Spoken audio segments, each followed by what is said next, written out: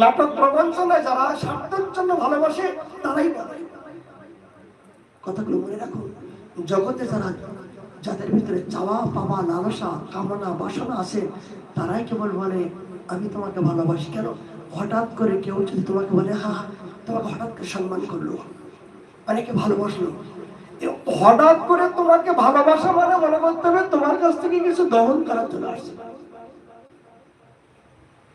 জানা না, চেনা না, বোঝা না, তোমাকে এমন উপাধি দিল, বাবা তুমি কত ভজন করো, তোমাকে দেখি কত কিছু করি, একেবারে জয় জয়কার করছে।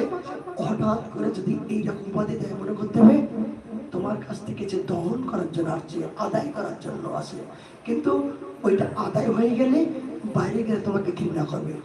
যারা তোমার সামনে সম্মান করবে তারা পিছনে গিয়ে ধিক্কার করে, আর যারা তোমাকে সামনে গালাগালি দেয়, ধিক্কার দেয়, তারাই তোমার প্রকৃত বন্ধু হয়।